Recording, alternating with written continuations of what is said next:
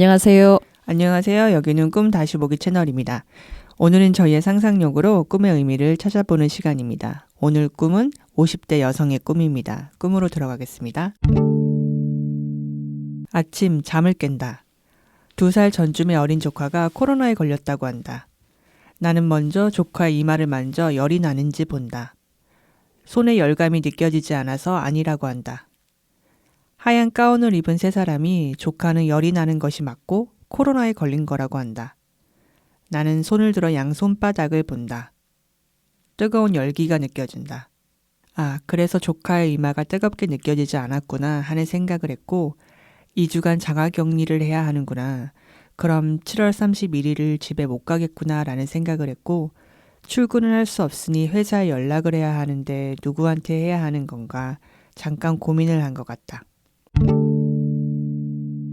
꿈꾸니는 실제로 조카는 있지만 꿈에 나온 2살짜리 조카는 아니라고 했습니다.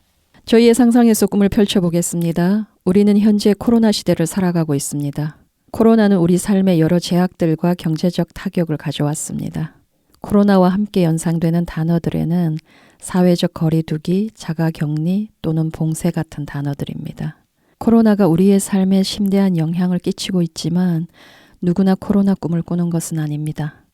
때문에 꿈에 코로나가 등장했다면 꿈이 사회적으로 가장 중대한 이슈라 할 만한 코로나를 가져옴으로써 꿈을 꾼 당사자에게 전하는 메시지가 있을 것입니다. 꿈의 중간에 이르면 다음의 이미지가 나옵니다. 나는 손을 들어 양 손바닥을 본다. 뜨거운 열기가 느껴진다. 이 이미지와 코로나를 중심에 두고 상상을 펼쳐보겠습니다. 현재 코로나는 사회적으로 가장 뜨거운 이슈라 할 수 있습니다. 그런데 내 손바닥도 뜨거운 열기로 가득합니다. 때문에 조카의 상태를 감지할 수 없었습니다. 조카는 코로나에 걸린 상태입니다. 상징적으로 풀어보자면 내 손바닥의 뜨거운 열기가 사회적으로 뜨거운 이슈인 코로나를 감지하는 데 방해가 되고 있습니다. 이를 상징적 차원에서 어떻게 풀어낼 수 있을까? 코로나 시대를 건강하게 살아가자면 사회적 거리두기는 시민 모두가 반드시 지켜야 하는 의무입니다. 꿈에서 의사들이 조카가 코로나에 걸린 사실을 확인해 주자 나의 문제점 역시 드러납니다. 내 양 손바닥의 뜨거운 열기를 보고 느끼게 되었죠. 내 손바닥이 뜨거운 열기로 가득하다고 했는데 외부보다 더 뜨거운 상태로 있었던 것 같습니다.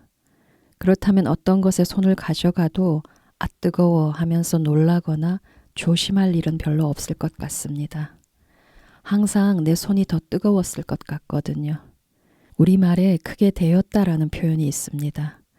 크게 한번 데여 봐야 정신을 차리지 또는 한번 크게 데이고 나니까 어쩌고 저쩌고 이야기가 그렇게 시작될 때는 되게 부주의하고 조심성 없던 시절에 대한 고백담 같은 것들이 나오기 마련이죠.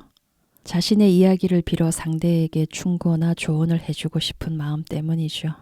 크게 대인 경험을 하고 나면 모든 것이 조심스럽고 몸과 마음을 사려야 하는 순간에 대한 감을 잡는 것이죠. 나 역시 현재 그 방향을 향해 나아가야 하는 시점에 있을지 모르겠다 싶거든요.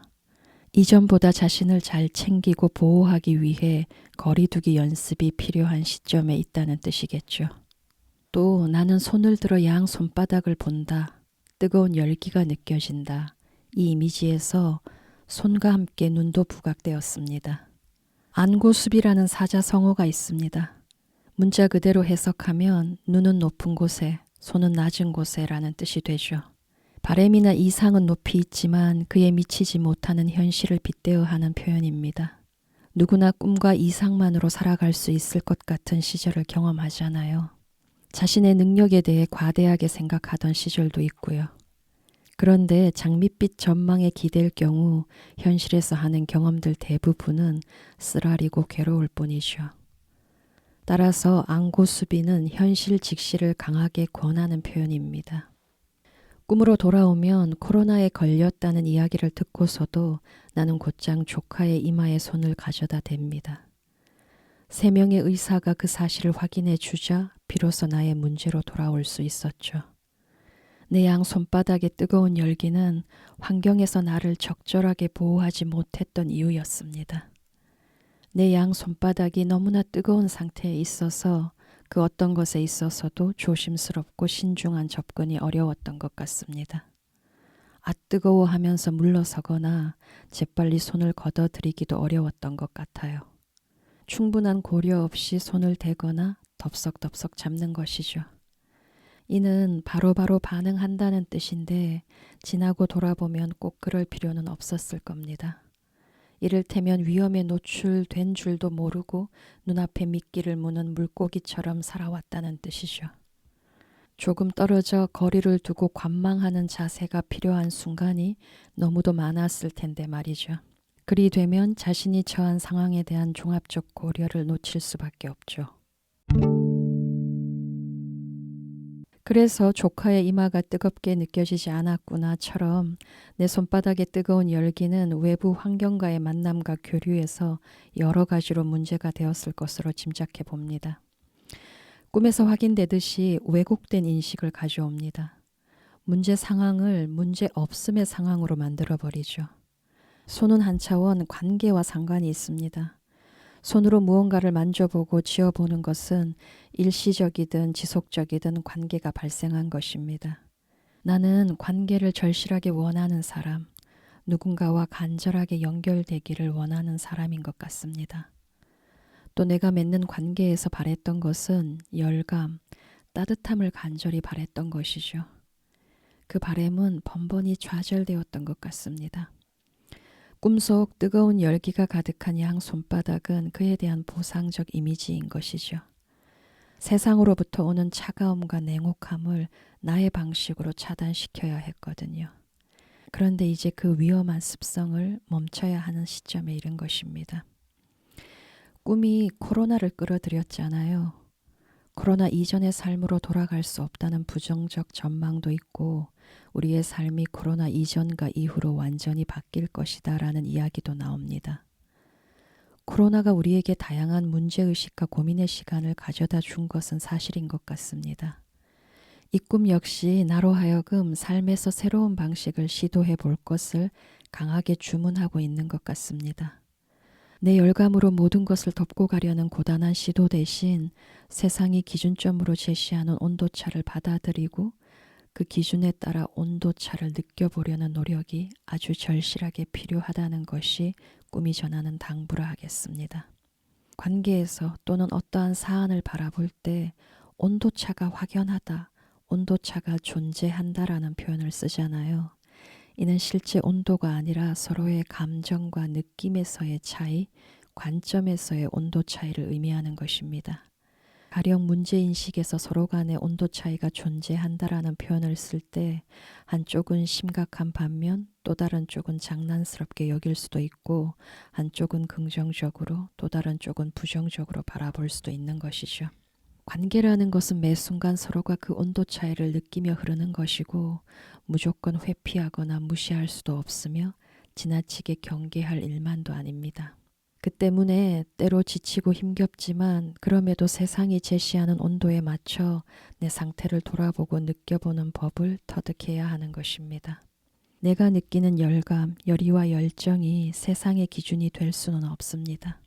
세상이 36도 정도를 정상으로 여기고 있다면 그것을 기준으로 삼아 거기에 맞추고자 노력하는 것이 합당한 이야기죠.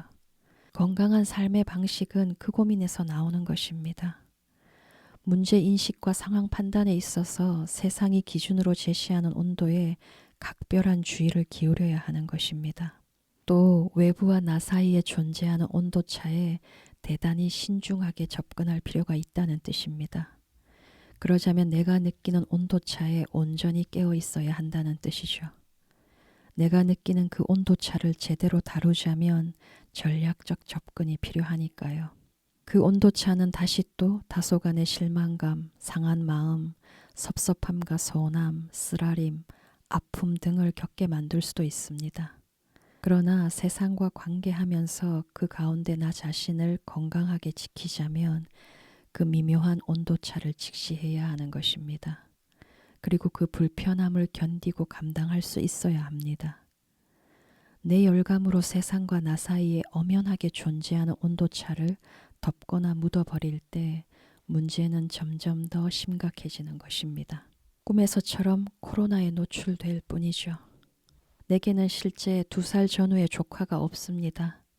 때문에 꿈에 등장한 아기는 상징적 차원에서 이해되어야 하는 것입니다.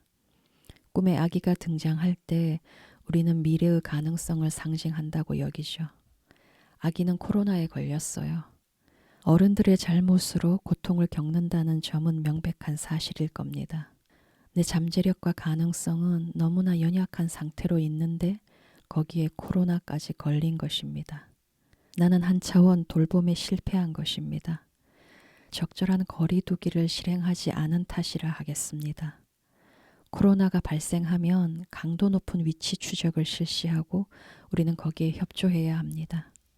이를 심리적 차원으로 가져오면 지나온 발자취를 세세하게 복귀함으로써 문제점을 찾는 것이라 하겠습니다. 이를 내 삶에 적용해 보면 어떨까 하는 거죠. 내 삶에 필요한 조치는 그런 것이니까요. 세상과 나 사이에 온도 차이가 존재하는데 내가 이제 세상의 그 온도에 좀 더 이제 민감해져 볼 것을 권하는 거잖아요. 근데 저는 내 감각에 집중하기보다 이 세상에서 제시하는 어떤 그 감각의 기준만 이렇게 막 찾으려고 하는 사람이다 보니까 생기는 그런 엇박자들이 있거든요. 그러니까 얼마 전에 어떤 분이랑 밥을 먹는데 제가 이제 먼저 떠먹었어요. 어때요? 물어보시는 거예요. 그래서 괜찮아요 라고 했는데 사실은 그 음식이 굉장히 짠 음식이었던 거예요. 먹을 수 없을 정도였어요. 이걸 어떻게 먹고 괜찮다고 했지? 이렇게 말을 하시는 거예요. 근데 그 순간 내가 진짜로 그 맛을 어떻게 느껴지는지에 집중을 전혀 하는 게 아니라 내가 어떤 말을 해야 이 상황이 그냥 부드럽게 넘어갈까? 거기에만 포커스를 맞춘 말이었어요. 그러니까 실제로 내가 어떤 부정적인 걸 느껴서 부정적인 걸 표현했을 때 상대방도 똑같이 그 부정적인 걸 느끼지 않으면 나로 인해서 어떤 갈등이 생기는 거잖아요. 불편함이. 근데 그걸 애초에 내가 만들고 싶지 않으니까 그러니까 내 감각을 여기서 빼고 싶은 거예요. 그러다 보니까 그런 말이 나왔는데 그게 오히려 굉장히 이상했다는 게 그날 확 드러난 거죠. 그러니까 그전에는 내가 누군가를 따라가기만 하면 되는 입장에 서 있을 때는 사실 그전에 소통 방식이 별 문제가 없었는데 그 사람만 보고 끌어가는 거에 이제 어긋나지만 않으면 되니까 그게 전혀 문제가 없었는데 이제는 제 나이도 그렇고 내가 사회에서 내 역할도 있고 하다 보니까 내 의견과 내 판단이 전면에 드러나야 되는 상황에서 제가 자꾸 그런 식으로 소통을 하니까 방향이 막 흔들려 버리는. 그래서 같이 가는 사람 입장에서도 쟤는 도대체 어디로 가려고 하는 거지? 무슨 생각인 거지? 제 입장은 뭐지? 알 수가 없는 내 방식이 상대방도 제대로 상황을 못 보게 만들고 엉뚱한 곳에 에너지를 쓰게 하고 좀 그러는 것 같아요. 네. 오늘 얘기는 여기까지 마치고 다음 시간에 다른 꿈으로 찾아오겠습니다.